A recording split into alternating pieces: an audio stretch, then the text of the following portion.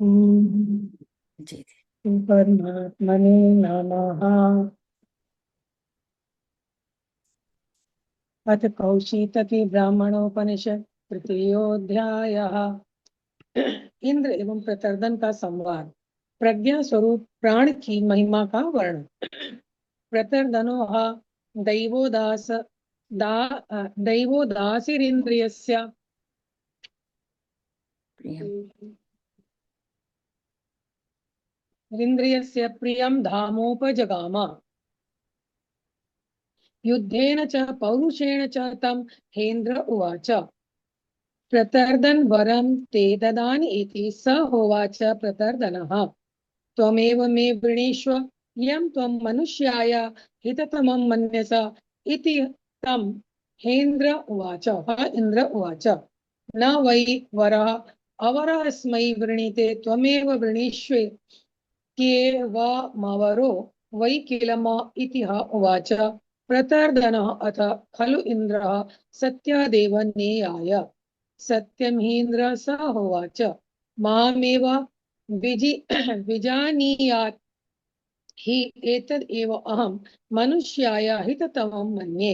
यन्मां विजानीयात् त्रिशीर्ण त्रिशीर्षाणं त्वाष्ट्रम् अहम् उन्मुखान्यतीन् सालावृकेभ्यः प्रायच्छं बह्वीः सन्धा अतिक्रम्य दिवि प्रहलादीयान् तृण अहम् अन्तरिक्षे पौलोमान् पृथिव्यां कालखाञ्जान् तस्य मे तत्र न लोम च मामीयते।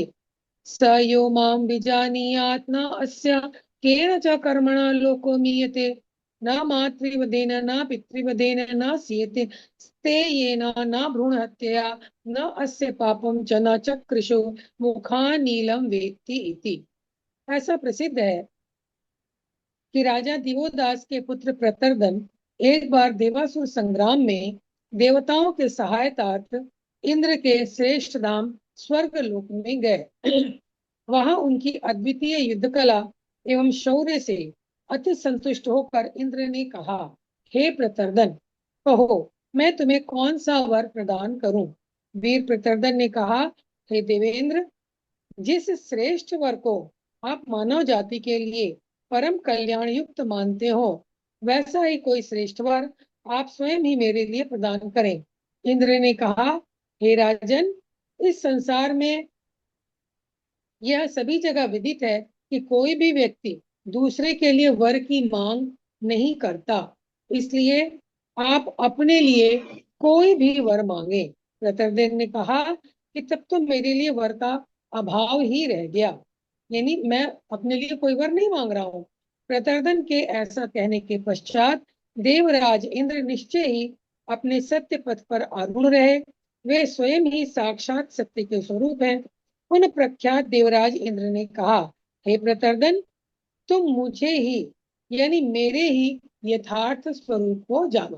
क्योंकि इंद्र ने कह दिया था कि वर मांगो, अब उन्हें वर तो देना ही था। तो उन्होंने कहा कि तुम मेरे ही यथार्थ स्वरूप को जानो, इसे ही मैं मानव जाति के लिए परम कल्याणकारी वर मानता हूँ। तो अष्टा प्रजापति के पुत्र विश्वरूप को, जिसके 3 सिर थे, उसे मैंने अपने वज्र के प्रहार से मार डाला है। कितने ही सन्यासियों को, जो अपने आश्रम के श्रेष्ठ आचरण से पदच्युत हुए एवं बहिर्मुख अर्थात ब्रह्म के श्रेष्ठ विचारों से रहित हो चुके थे, ऐसे उन सभी को खंड खंड करके भेड़ियों के सम्मुख डाल दिया है। कई बार प्रहलाद के सहयोगी दैत्य राजाओं को मौत की नींद सुला दिया है। पुलोम नामक असुर के सहयोगी दैत्यों एवं पृथ्वी पर निवास करने वाले कालखांज नाम से युक्त अधिकांश असुरों को भी विनष्ट कर दिया है। किंतु इतने पर भी अहंकार एवं कर्म फल की कामना से रहित होने के कारण मुझ प्रसिद्ध देवेंद्र के एक रोम को भी नुकसान नहीं पहुंचा। किसी के भी एक रोम को क्यों नहीं नुकसान पहुंच सकता, अगर वो अहंकार से और कर्म फल की कामना से रहित हो। इसी तरह जो मुझे ठीक प्रकार से जान ले, उसके पुण्य लोक को किसी भी कर्म से हानि नहीं होती। मेरे सत्य रूप का विवेक रखने वाले मनुष्य को बड़े से बड़ा पाप भी प्रभावित नहीं कर पाता। इंद्रदेव वृत्तियों के रक्षक हैं। देव प्रवृत्तियों की रक्षार्थ यदि किसी आतताई का वध भी करना पड़े तो उस क्रिया का पातक नहीं लगता। यहाँ अर्थ में नहीं लिखा है, लेकिन यहाँ श्लोक में वो सारे पाप लिखे हुए हैं ना, कि मातृवदेन पितृवदेन ते ये न भ्रूण हत्या, ये सारे पाप से उनको नहीं लगता, और न उसका मुख कभी भय या अशक्ति के कारण नीला पड़ता है। स ह उवाच प्राण अस्मि प्रज्ञात्मा तम माम आयु अमृतम इति उपास्व। आयु प्राण प्राणो वा आयु प्राण एव अमृतम। यावद्धि अस्मिन् शरीरे प्राणो वसति तावद् आयुः प्राणेन हि एव अमुष्मिन् लोके अमृतत्वम् आप्नोति। प्रज्ञया सत्यं संकल्पं स यो मम आयु अमृतम इति उपास्ते सर्वम आयु अस्मिन् लोक इति। आपनोति अमृतत्वम् अक्षितिम स्वर्गे लोके तद एका आहो एक भूयं वै प्राणा गच्छन्ति इति। नहि कश्चन शक्नुयात् असकृत वाचा नाम प्रज्ञापयितुं चक्षुषा रूपं श्रोत्रेण शब्दं मनसा ध्यातुम् इति एक भूयं वै प्राणिनः एकैकम् एतानि सर्वाणि एव प्रज्ञापयन्ति। वाचं वदन्तीं सर्वे प्राणा अनुवदन्ति। चक्षुः पश्यत् सर्वे प्राणा अनुपश्यन्ति। श्रोत्रं शृण्वत् सर्वे प्राणा अनुशृण्वन्ति। मनो ध्यायत् सर्वे प्राणा अनुध्यायन्ति। प्राणं प्राणन्तं सर्वे प्राणा अनुप्राणन्ति इति। एवं ह एव एतद् इति ह इन्द्र उवाच। अस्तित्व एव प्राणानां निःश्रेयसम् इति। उन प्रसिद्ध इंद्रदेव ने कहा कि मैं स्वयं ही प्रज्ञा स्वरूप प्राण हूँ। उस प्राण एवं श्रेष्ठ ज्ञान से युक्त आत्मा रूप में प्रख्यात मुझ इंद्र की तुम आयु एवं अमृत रूप में उपासना करो, क्योंकि वही प्राण है। फिर आगे कह रहे हैं आयु ही प्राण है, प्राण ही आयु एवं प्राण ही अमृत तत्व है। इस शरीर में जब तक प्राण का निवास है तभी तक आयु है। प्राण के द्वारा ही प्राणी अन्य दूसरे लोक में अमृत तत्व के विशेष सुख की अनुभूति करता है। प्राण के द्वारा ही प्राणी अन्य दूसरे लोक में, सिर्फ इसी लोक में नहीं, दूसरे लोक में अमृत तत्व के विशेष सुख की अनुभूति करता है। प्रज्ञा द्वारा व्यक्ति शाश्वत सत्य का निश्चय एवं ऊहापोह आदि करता है। ऊहापोह का अर्थ होता है तर्क और वितर्क करना। तर्क और वितर्क करना, जैसे मान लो पेड़ उगा हुआ है तो विज्ञान ने बता दिया कि इसमें जान है, तो ये एक तर्क है। लेकिन वितर्क करेंगे अरे कैसे इसमें जान है, ये तो चलता नहीं है, इसके हाथ पैर नहीं है, ये बोलता नहीं है, ये वितर्क हुआ। तो ऊहापोह आदि करता है। जो व्यक्ति आयु एवं अमृत के रूप से मेरी अर्थात इंद्र की उपासना करता है वह इस लोक में पूर्ण आयु का गौरव प्राप्त करता है और स्वर्ग लोक में जाकर अक्षय अमृत तत्व के सुख का भागीदार बनता है। वाह। इस प्राण के संदर्भ में कोई कोई विद्वज्जन ऐसा कहते हैं कि निश्चय ही सभी प्राण यानी वाक आदि समस्त इंद्रियों सहित प्राण, प्राण यानी ये सारी इंद्रियों के सहित प्राण एक ही भाव को प्राप्त करते हैं। कोई भी व्यक्ति एक ही समय में वाणी द्वारा नाम सूचित करने, नेत्र द्वारा रूप देखने, कान से शब्द श्रवण करने एवं मन के द्वारा ध्यान करने में समर्थ नहीं हो सकता। इससे यह सिद्ध होता है कि निश्चय ही सभी प्राण अपने एक ही भाव को प्राप्त करते हैं। ये सभी प्राण एकीकृत हो समस्त कार्य करते हैं। ये सब एक एक विषय की क्रमशः अनुभूति करते हैं। जब वाक इंद्रिय बोलने लगती है उस समय सभी प्राण उसका यानी उस वाणी का मौन रूप से अनुमोदन करते हैं, उसको स्वीकार करते हैं। जब चक्षु देखता है तब अन्य सभी प्राण भी उसके पृष्ठ भाग में रहकर दृष्टिपात करते हैं। जब कान श्रवण करने लगता है, तब दूसरे अन्य समस्त प्राण भी उस कर्णेंद्रिय का अनुसरण करने लगते हैं। जब मन ध्यान करने लगता है, तब अन्य सभी प्राण भी उसका साथ देते हुए चिंतन करते हैं। ये हम लोग खुद के अनुभव से भी इस चीज को समझ सकते हैं, और बिल्कुल सही है। और जब मुख्य प्राण अपना कार्य करना आरंभ करता है, तो अन्य समस्त प्राण इंद्रियां भी उसके साथ साथ वैसी चेष्टा करती हैं। जब मुख्य प्राण अपना कार्य करना आरंभ करता है, तो अन्य समस्त प्राण इंद्रियां भी उसके साथ साथ वैसी चेष्टा करती है, ऐसा प्रतर्दन ने निवेदन किया। इस तरह से उन देवों में श्रेष्ठ इंद्र ने कहा, यह बात ऐसी ही है। समस्त प्राण एक होते हुए भी जो अन्य पांच प्राण हैं, वे निःश्रेयस अर्थात परम कल्याण स्वरूप है। निश्चय ही यही बात है। जीवति वागपेतो मूकानि पश्यामो जीवति, चक्षु अपेतो अंधानि पश्यामो जीवति, श्रोत्रापेतो बधिरानि पश्यामो जीवति, मनोपेतो बालानि पश्यामो जीवति, बाहुच्छिन्नो जीवति उरुच्छिन्न इति, एवं ही पश्यामः इति। अथ खलु प्राण एव प्रज्ञातम् इदं शरीरं प्रतिगृह्य उत्थापयति, तस्मात् एतदेवो अथम उपासीत। यो वै प्राणः स प्रज्ञा, या वा प्रज्ञा स प्राणः, सह हि एतौ अस्मिन् शरीरे वसतः, सः उत्क्रामतः, तस्य एष एव दृष्टिः। एतत् विज्ञानम्। यत्र एतत् पुरुषः सुप्तः स्वप्नं न कञ्चन पश्यति, अथ अस्मिन् प्राण एव एकदा भवति। तद एदं वाक् सवैः नामभिः सह अपि एति चक्षुः, सर्वैः रूपैः सह अपि एति श्रोत्रम्, सर्वैः शब्दैः सह अपि एति मनः, सर्वैः ध्यानैः सह अपि एति। स यदा प्रतिबुध्यते यथा अग्नेः ज्वलतः सर्वादिशो विस्फुलिंगा, विप्रतिष्ठेद अन्य विप्रतिष्ठेः अन्य एव एवं एव एतद् एनम एव तस्मात् आत्मनः प्राणा यथा आयतनं विप्रतिष्ठन्ते, प्राणेभ्यो देवा देवेभ्यो लोकाः, तस्य एष एव सिद्धिः। एतत् विज्ञानम्।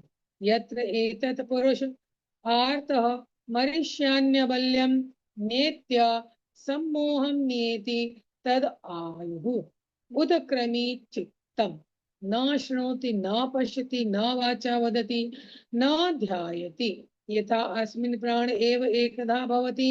तद एनं वाक् सवैः नामवे सह अपि एति चक्षुः, सर्वैः रूपैः सह अपि एति श्रोत्रम्, सर्वैः शब्दैः सह अपि एति मनः, सर्वैः ध्यानैः सह अपि एति।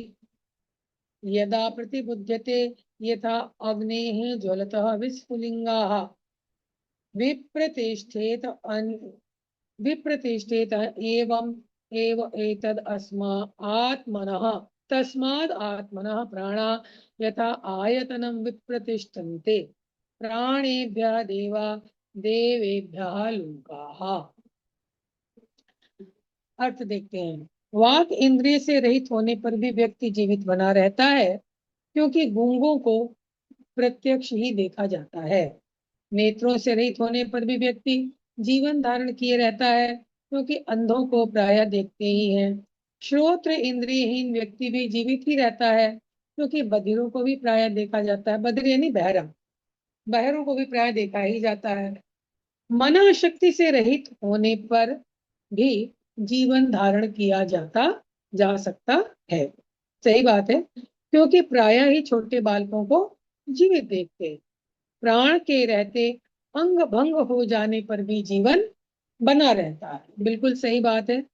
किंतु प्राण के रहित होने पर तो एक क्षण भी जीवन धारण करना असंभव है। क्रिया शक्ति का बोध कराने वाला प्राण ही ज्ञान में प्रवृत्ति कराने वाले ज्ञान से युक्त आत्मा है। क्रिया शक्ति का बोध कराने वाला प्राण ही ज्ञान में प्रवृत्ति कराने वाले ज्ञान से युक्त आत्मा है। एक बहुत प्रसिद्ध फिजिसिस्ट ना, वो नाम मुझे याद नहीं आ रहा है, बहुत बड़े वैज्ञानिक जिनका पूरा शरीर पैरालाइज्ड, केवल आंखें उनकी घूम रही है, और वो बहुत उन्होंने सिद्धांत बताए। अरे मैं उनका नाम ही भूल रही हूँ। वो उनका बहुत, अष्टावक्र दीदी। नहीं नहीं, अष्टावक्र तो उस समय थे, अभी अभी शायद कुछ दिन पहले उनकी मृत्यु हुई है। अरे मैं स्टाफ नाम मुझे उनका हॉकिंस। स्टाफ हॉकिंस जो वैज्ञानिक है थे। ना। हाँ, क्या नाम था? स्टाफ स्टाफ हाँ, हॉकिंस। स्टोफ हॉकिंसन, हाँ हाँ हाँ, हॉकिंसन, ठीक ठीक ठीक। हाँ, तो वो देखिए उसके सच्चे उदाहरण हैं कि सब कुछ खत्म हो फिर भी अगर प्राण शक्ति है, तो उन्होंने कितने बड़े बड़े सिद्धांत बताए, कितने बड़े बड़े आविष्कार, उनको कितना पुरस्कार मिला। वो चलकर भी नहीं सकते, मूव भी नहीं कर सकते, सिर्फ आंख की पुतलियों से वो बता रहे हैं। तो देखिए, यही प्रज्ञात्मा इस शरीर को सभी तरफ से आबद्ध करके भिन्न भिन्न क्रियाएं कराता रहता है। अतः इस प्राण को ही उक्त रूप से उपासना करनी चाहिए। मतलब प्राण का कितना महत्व है, निश्चय ही जो प्रसिद्ध प्राण है वही प्राण है, या फिर जो प्रज्ञा कही गई है वही प्राण। क्योंकि प्रज्ञा एवं प्राण दोनों साथ साथ ही इस शरीर में निवास करते हैं। अगर प्रज्ञा है तो प्राण है, बिल्कुल सही बात, और प्राण है तो प्रज्ञा है। तथा जीवात्मा के साथ मिलकर एक साथ ही इस शरीर से उत्क्रमण करते, अर्थात बाहर निकलते हैं। इस प्राण में परब्रह्म का यही दर्शन, यही ज्ञान है और यही विज्ञान है। क्योंकि सुषुप्त अवस्था में जब सोया हुआ मनुष्य किसी भी तरह के स्वप्न नहीं देखता, उस समय शब्द सभी नामों के साथ, नेत्र रूप की अनुभूति के साथ, कान शब्दों के साथ, और मन चिंतन के साथ मुख्य प्राण में ही समाहित हो जाते हैं। यानी हमारी पूरी प्रज्ञा प्राण में समाहित रहती है। वह मनुष्य जब जागृत अवस्था को प्राप्त होता है, तब उस समय जैसे जलती हुई अग्नि से सभी दिशाओं की ओर चिंगारियां निकलती हैं, वैसे ही इस प्राण स्वरूप आत्मा से सभी वाणी आदि प्राण बाहर निकलकर अपने अपने उचित स्थान की ओर गमन कर जाते हैं। मन में वो शक्ति आ जाती है, नेत्रों में देखने की शक्ति आ जाती है, कानों में सुनने की शक्ति आ जाती है। तत्पश्चात उन प्राणों से उनके अधिष्ठाता अग्नि आदि देवगण प्रादुर्भूत होते हैं, तथा उन देवों से लोक एवं नाम आदि विषय उत्पन्न होते हैं। इस प्राण रूप आत्मा की सिद्धि का वर्णन आगे किया जा रहा है। यही विज्ञान है कि जिस अवस्था में रोग से पीड़ित व्यक्ति मरणासन्न हो जाता है, शक्तिहीन होकर चेतना रहित हो जाता है, उस समय वह किसी भी प्रिय अथवा परिचित व्यक्ति को पहचानने में समर्थ नहीं होता। उस समय कहते हैं कि उसका चित्त उत्क्रमण कर गया है। यही कारण है कि वह न तो सुनता है, न कुछ देखता है, न वाणी से कुछ बोलता है, और न ही ध्यान करता है। उस समय वह केवल प्राणों में ही लीन हो जाता है। इसका प्रत्यक्ष अनुभव मैंने कुछ समय पहले किया। मेरी माँ डेथ बेड पर थी। ये सारी स्थिति सेम सेम सारी स्थिति थी।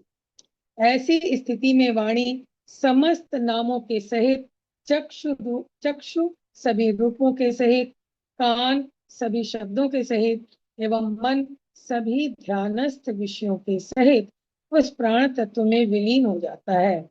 वह मनुष्य जब फिर से जागता है, उस समय जिस प्रकार प्रज्वलित अग्नि से सभी दिशाओं की तरफ चिंगारियां प्रस्फुटित होती है, उसी प्रकार इस प्राण स्वरूप आत्मा से वाणी आदि समस्त प्राण उत्पन्न होकर यथा स्थान अपना स्वरूप ग्रहण कर लेते हैं। तदनंतर प्राणों से उनके अधिष्ठाता अग्नि आदि सभी देवता प्रादुर्भूत होकर समस्त लोक आदि को उत्पन्न कर देते हैं। मुझे लगता है दीदी 4:30 बज गया है। हाँ हाँ, दीदी बिल्कुल 4:30 बज गया। इसमें 9 है हम्म, श्लोक। तो मैं सोची थी हम्म, जैसे आज 4 ले लेते, सोमवार को 5 ले लेते तो लेसन हो जाएगा। 5 मिनट ठीक है। है, चौथा ले सकते हैं, 5 मिनट है, चौथा ले 5 मिनट सकते में इसको फिनिश कर देते हैं जी दीदी। स यदा।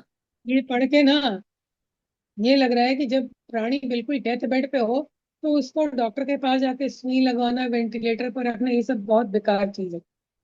ये स यदा अस्मात् शरीरात् उत्क्रामति स एव एतैः सर्वैः उत्क्रामति वाक् अस्मात् सर्वाणि नामानि अभिविसृजते वाचा सर्वाणि नामानि आप्नोति प्राणः अस्मात् सर्वान् गन्धान् अभिविसृजते प्राणेन सर्वान् गन्धान् आप्नोति चक्षुः अस्मात् सर्वाणि रूपाणि अभिविसृजते चक्षुषा सर्वाणि रूपाणि आप्नोति श्रोत्रम् अस्मात् सर्वान् शब्दान् अभिविसृजते श्रोत्रेण सर्वान् शब्दान् आप्नोति मनः अस्मात् सर्वाणि ध्यायान् अभिविसृजते मनसा सर्वाणि ध्यानान् आप्नोति स एषा स ऐषा एषा प्राणे सर्वाप्तिः यो वै प्राणः सा प्रज्ञा या वा प्रज्ञा स प्राणः सः हि एतावत् अस्मिन् शरीरे वसतः सः उत्क्रामकः अथ खलु यथा अस्यै प्रज्ञायै सर्वाणि भूतानि एकं भवन्ति तद् व्याख्यास्यताम्।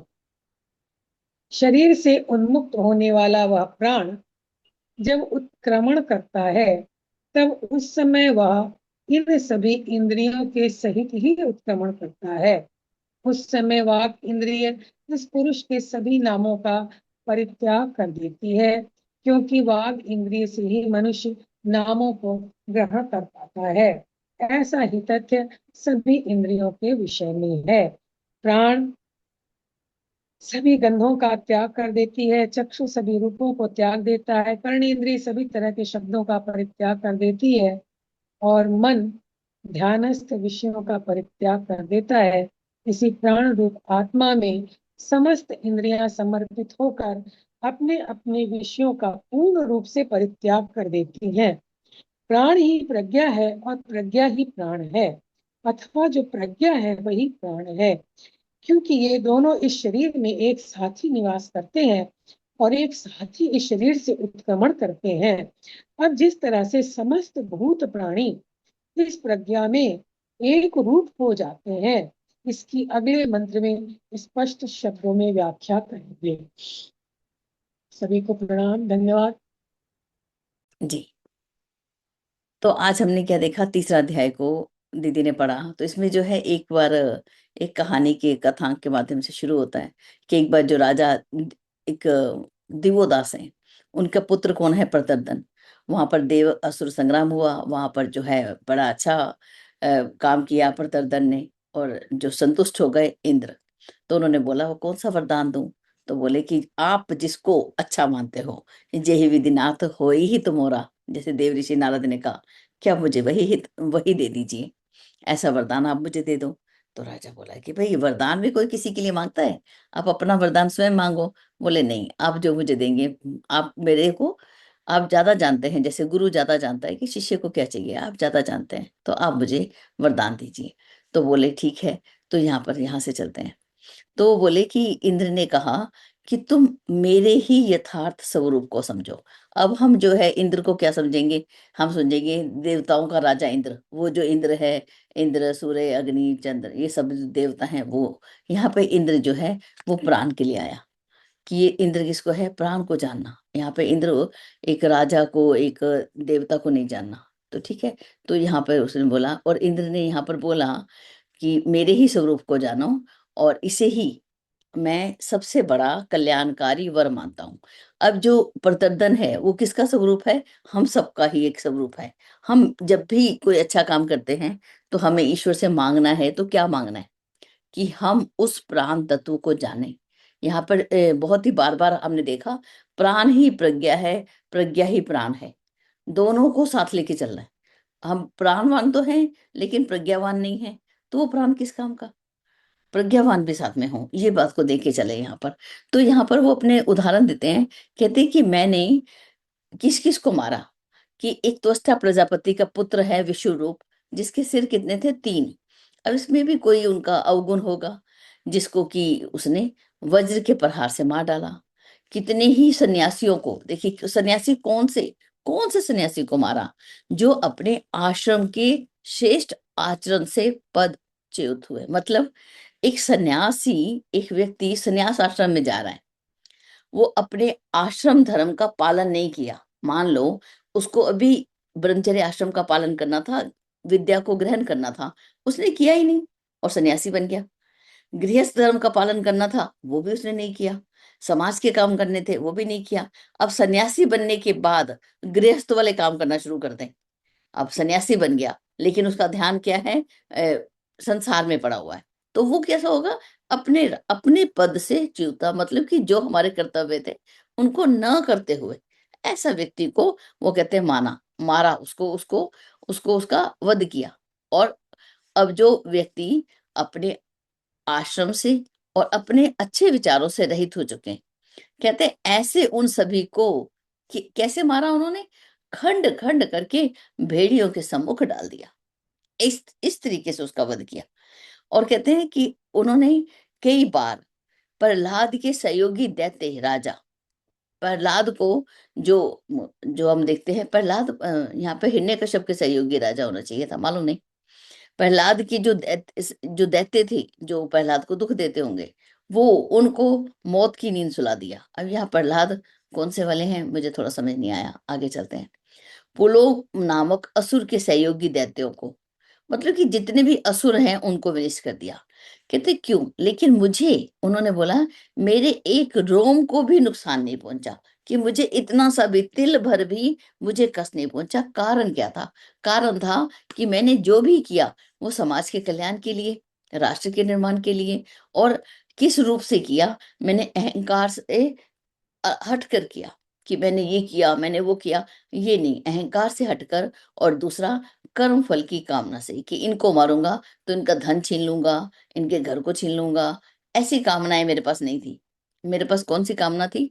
ये कामना कि कर्म फल की इच्छा से रहित होकर मैंने जब काम किया तो मेरे एक रोम को भी कष्ट नहीं पहुंचा। इस तरह जो मुझे ठीक प्रकार से जान ले।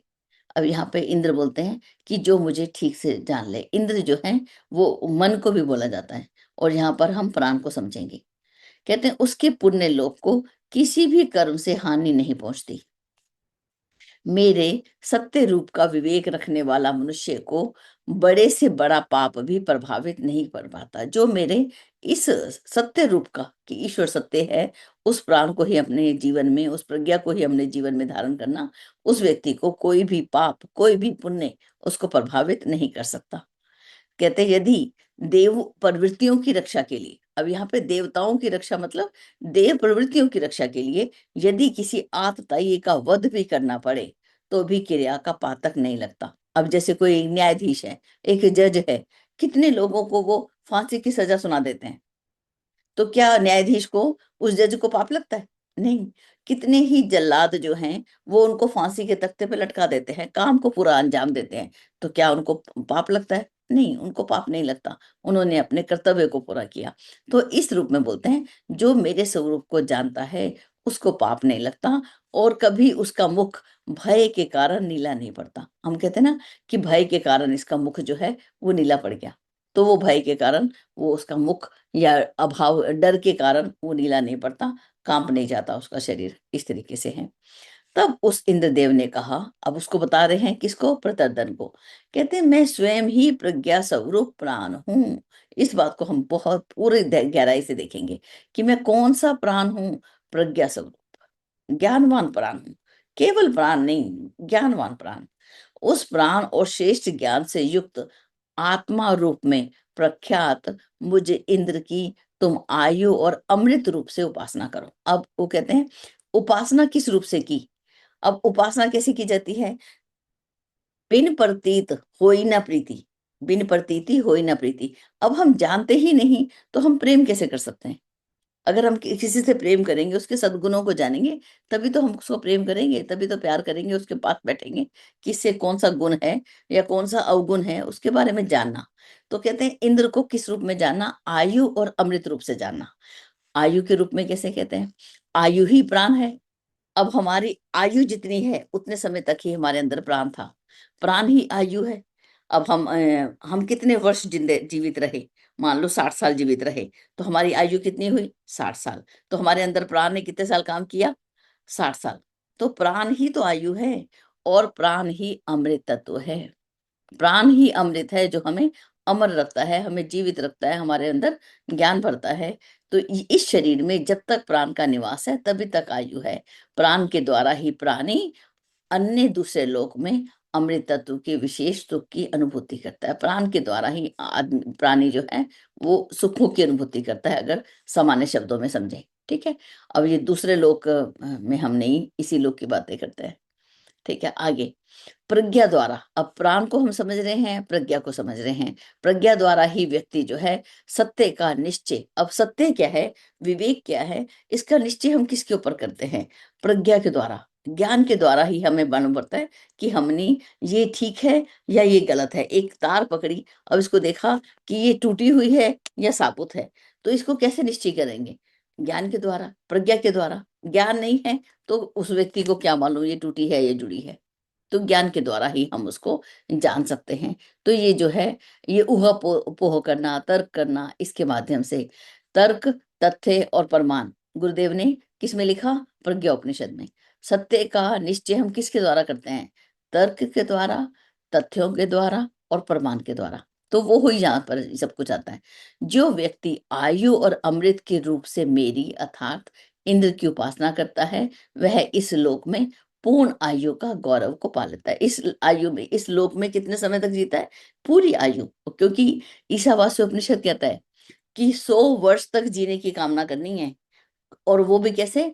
कर्म करते हुए। बिना कर्म करते हुए 100 वर्ष तक नहीं जीना। प्राणवान होकर और प्रज्ञावान होकर ही हमने पूर्ण आयु को हमने पाना है। ऐसा ऐसा जीवन कि ऐसी आयु इन्होंने जी है इस रूप में, और स्वर्ग लोक में जाकर अक्षय अमृत तत्व के सुख का भागीदार बनता है। स्वर्ग लोक, हम अपने स्वर्ग और नरक को बनाने के लिए हम स्वयं ही जिम्मेवार हैं। एक व्यक्ति सड़क पे चलते हुए, कुछ लोग थूकते जाते हैं, नदियों को गंदा करते हैं, वातावरण को दूषित करते हैं, और फिर हम बोलते हैं हम तो स्वर्ग में रहते हैं। वो स्वर्ग नहीं हो सकता। हम धीरे धीरे अपने ही धरती को, अपने ही देश को, अपने ही समाज को, अपने ही परिवार को, अपने ही घर को, अपनी ही सड़कों को हम गंदा कर रहे हैं, तोड़ फोड़ रहे हैं। हम ही स्वयं अपना नरक और स्वर्ग हम बनाते हैं। इस प्राण के संदर्भ में कोई कोई व्यक्ति कैसे बोलता है कि निश्चय ही सारे प्राण जो हैं, सारी इंद्रियों, वाक आदि समस्त इंद्रियों सहित प्राण एक ही भाव को प्राप्त होता है। अब ये कैसे समझा, इसको समझते हैं। अब देखिए, जब कोई व्यक्ति बोल रहा है, ठीक है, तो वाणी द्वारा बोलता है, नेत्र द्वारा देखता है, कान से सुनता है, मन के द्वारा ध्यान करता है। लेकिन जब हम एक बार में एक ही काम को ज्यादा अच्छे से करते हैं, अगर हम देख रहे होते हैं तो हम, कोई बच्चा आके तंग करता है माँ को, माँ कुछ देख रही है तो माँ क्या बोलती है? रुक, मुझे पहले देखने दे। जैसे वो उसको रोक देती है, बच्चे को रोकती है ना, ऐसे ही वो अपनी इंद्रियों को भी रोक देती है। उस समय देखने के लिए कान भी उस तरफ लग जाते हैं, वाणी भी उस तरफ लग जाती है। सारी इंद्रियां जो हैं उनका पूरा काम क्या करती हैं? देख रही हैं वो। ये उसको यहाँ पे बताया, नेत्र द्वारा देखने, ये सारी जो है निश्चय ही प्राण जो है अपने एक ही भाव को प्राप्त करते हैं। ये सभी प्राण इकट्ठे होकर सारे कार्य करते हैं। वे सब एक एक विषय की क्रमशः अनुभूति करते हैं, एक एक विषय की। अब जब वाणी बोलने लगती है तो अन्य सभी प्राण मौन होकर उसका अनुमोदन करते हैं। अन्य सभी प्राण जो हैं वो शांत हो जाते हैं, सिर्फ वाणी बोल रही है उसको सुनते हैं, अपनी ही वाणी को। अब हम, अगर हम बोल रहे हैं और हम पूछे किसी से मैंने क्या बोला, तो उसको, भाई तुझे बोलने में भी ध्यान नहीं है कि तूने क्या बोला, वो तुम्हें भी पता नहीं है। ये कैसे हो सकता है? तो जब हम बोलते हैं, हमारे कान हमको सुनते हैं, हमारी आंखें हमको ही देख रही होती हैं हम क्या बोल रहे हैं, हमारी त्वचा हमको ही सुन रही होती है, स्पर्श कर रही होती है। वो सब जब, देखिए अब यहाँ पे वाणी जो है, उस समय जब आंखें देखती हैं तो सारे प्राण उसके पीछे में रहकर उसको देखते हैं। जब कान सुनने लगते हैं, सारे प्राण भी सुनने लग जाते हैं। सारी इंद्रियां सुनने लग जाती हैं। कान से भी हम, आंखों से भी सुन रहे हैं, कान से भी सुन रहे हैं। और ये जब मन ध्यान करने लगता है तो सभी, सारी इंद्रियां, सब अब फिर आंखें भी, वाणी भी ध्यान की ओर एकाग्र होना शुरू हो जाती है। हम ध्यान कर रहे हैं और साथ में बोल रहे हैं तो बोलेगा ये कैसा ध्यान है भाई। हम ध्यान कर रहे हैं और आंखों से हम टीवी देख रहे हैं और साथ में बोलें कि मैं तो ध्यान कर रहा हूँ। अरे भाई तुम तो टीवी देख रहे हो, तुम तो पिक्चर देख रहे हो, ध्यान कैसे हो सकता है। हाँ, हम ये बोल सकते हैं हम ध्यान से पिक्चर देख रहे हैं, लेकिन देख रहे हैं। ठीक है। तो ये जो है, ये सारा काम जो है, तो प्राण इंद्रियां भी उसके साथ साथ वैसी चेष्टा करती हैं। ये ऐसा प्रतर्दन ने निवेदन किया। इस तरह से उन देवों से, देवों में श्रेष्ठ इंद्र ने कहा ये बात ऐसी ही है। समस्त प्राण एक होते हुए भी जो अन्य पांच प्राण हैं वो सारे क्या है, परम कल्याण स्वरूप है। निश्चय ही यही बात है। तो सारे प्राण जो हैं वो कैसे हैं, कल्याण स्वरूप हैं। एक साथ मिलकर ही ये एक काम को करते हैं। आगे भी देखिए। अब ये तो बहुत ही सरल था दीदी, कि बिना वाणी के भी व्यक्ति जिंदा रहता है, बिना नेत्रों के भी जीवित रहता है, बिना सुने बगैर भी जीवित रहता है, मनन करने की शक्ति से रहित एक बालक भी जीवित रहता है। ठीक है। और अगर शरीर का कोई अंग टूट जाए, हाथ नहीं है, पैर नहीं है, ठीक है, कोई पैर की उंगली टूट गई, उसको काट के अलग कर दिया गया, तब भी व्यक्ति जीवित रहता है। ठीक है। तो ये जो है, लेकिन ये जो प्राण है उसकी बात को देखते हैं। यहां तक तो हो गया जीवन धारण। क्रिया शक्ति का बोध कराने वाला प्राण ही ज्ञान में प्रवृत्ति कराने वाले ज्ञान से युक्त आत्मा है, जो हमारी क्रिया शक्ति को बोध कराता है। वो प्राण, प्राण और प्रज्ञा, इन दोनों को साथ लेकर चले हैं इसके अंदर। इसी प्रकार से प्रज्ञात्मा, वो जो हमारे अंदर की प्रज्ञा है, जिसको हम आत्मा बोलते हैं, ये भी हर तरफ से जो है आबद्ध करके भिन्न भिन्न क्रियाएं कराता रहता है। अतः इस प्राण को ही उक्त रूप से प्रार्थना करनी चाहिए। हमने पहले भी उक्त जो है, इसी उपनिषद में हमने पहले भी पढ़ा। उक्त कौन है, जिसकी हम स्तुति करते हैं। स्तुति किसकी करनी है, प्राण की। और दूसरा, ये ऐसी शक्ति है जो हमें ऊपर उठाता है, जो हमारी गति देता है, ये हमारे जीवन को ऊपर ले जाता है। ठीक है। उक्त, ओम, उद्गीत, इस रूप में हम इसको समझ सकते हैं। निश्चय ही जो प्रसिद्ध प्राण है वही प्राण है, और जो प्रज्ञा कही गई है वही प्राण है। तो ये शब्द जो है, जो प्राण है वही प्रज्ञा, जो प्रज्ञा है वही प्राण, इस बात को दोनों में साथ साथ इस शरीर में निवास करते हैं। और जब जीवात्मा, जब शरीर से बाहर निकलती है तो ये दोनों ही बाहर निकलते हैं। इस प्राण में परब्रह्म का यही दर्शन है, यही विज्ञान है। अब इसका उदाहरण दिया, सुषुप्ति की अवस्था। सुषुप्ति की अवस्था में जब मनुष्य सो जाता है, तब वो जब सब सो जाता है, हम गहरी नींद में, हम बोलते हैं मेरे कमरे में कोई आया था, लेकिन एक हल्का सा कहीं महसूस हुआ हो, लेकिन हमें मालूम नहीं पड़ता कौन था। उसकी अनुभूति, नेत्रों की, सब जो हैं, वो इंद्रियां जो हैं, वो कहाँ चली गई, उसके अंदर ही समाहित हो गई। लेकिन जब मनुष्य जागृत अवस्था को, अब सोकर गहरी अवस्था से वापस आ गया, तो कैसे वापस आ गया, पहले तो सारी इंद्रियां उसी के अंदर विलय पा गई, उसी के अंदर विलीन हो गई, समाहित हो गई। लेकिन जब मनुष्य जागा तो कैसी हुई, कि जैसे अग्नि से चारों दिशाओं में चिंगारियां निकलती हैं, ऐसे ही जो है, वैसे ही इस प्राण स्वरूप आत्मा से सभी वाणी आदि, जितनी वाणी आदि मतलब सारी इंद्रियां, जो हमें सुनने की शक्ति, आंखों से देखने की शक्ति, जिह्वा से स्वाद लेने की शक्ति, ये सारी शक्तियां, ये सारे प्राण जो हैं, बाहर निकलकर अपने अपने स्थान पर पहुंच जाते हैं। ठीक है।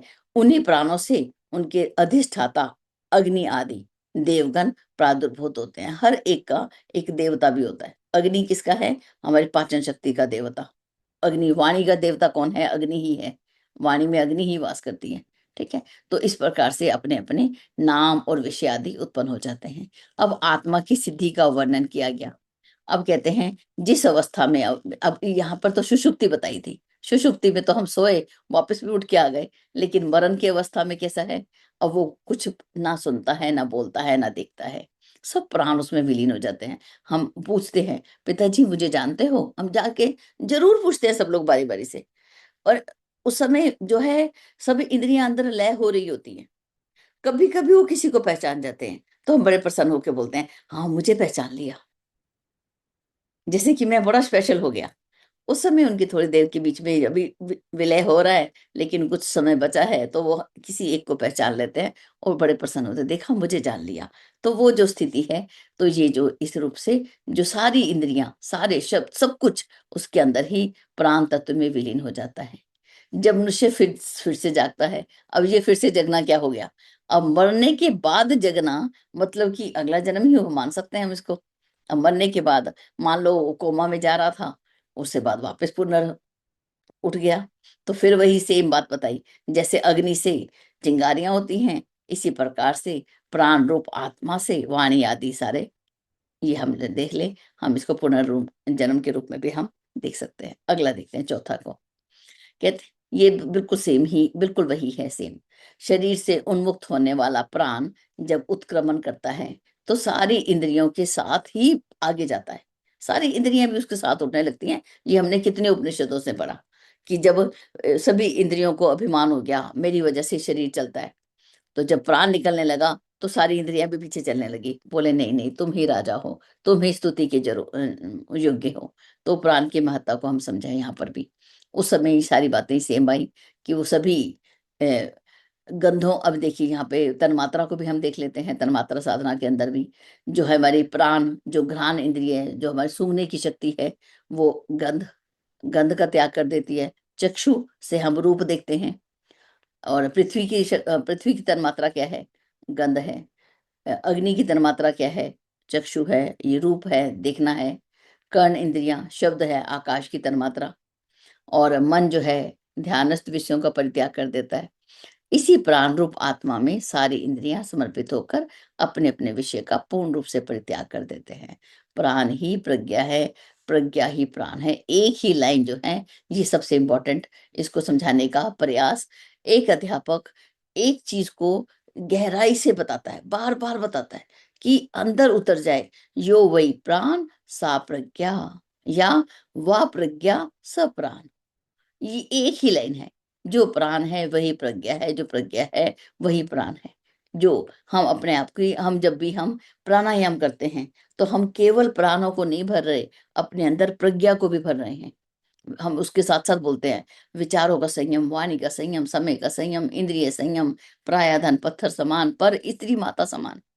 जब हमारे अंदर ये शब्द केवल बोलने नहीं है, पर स्त्री माता समान, जब हमारे अंदर ये उतर जाएगा, तो हमारा जो आचरण कैसा हो जाएगा, विचारों का संयम आ जाएगा, समय का संयम आ जाएगा, वाणी का संयम आ जाएगा, धन का संयम आ जाएगा। पराई वस्तु जो है वो पराई है, पत्थर के समान है, उसको पत्थर उठा रहे हो भाई, कंकर पत्थर क्यों उठा रहे हो। तो ये पराया धन, पराई स्त्री माता के समान, अपनी माता के समान, पुत्री के समान, बहन के समान, जब ये बात होगी, तो हम सच में हम स्वर्ग में निवास करेंगे, नहीं तो हम नरक में ही निवास करते रहेंगे। तो इस बात को हम देखें, और इस प्रकार से हम ये जब दोनों साथ मिलकर निवास करते हैं, ये दोनों ही इस शरीर में हैं, और जब ये दोनों ही शरीर से निकलते हैं, तो वो शरीर जो है वो कैसे हो जाता है, वो मृत हो जाता है। हम बोलते हैं ये, इसमें तो अब चेतना रही नहीं, अब इसको हम, तो इस प्रकार से अब जिस प्रकार से समस्त भूत प्राणी इस प्रज्ञा में एक रूप हो जाते हैं, वो हम अगले उसमें पढ़ेंगे। तो आगे हमारे पास 4 श्लोक और पढ़े हैं, 5, 6, 7, 8, 9। तो उसको हम सोमवार को लेंगे और यहीं पर रखते हैं। और हम अनुरोध करते हैं, दीदी के पास चलते हैं और आप सभी बहनों से कि जरूर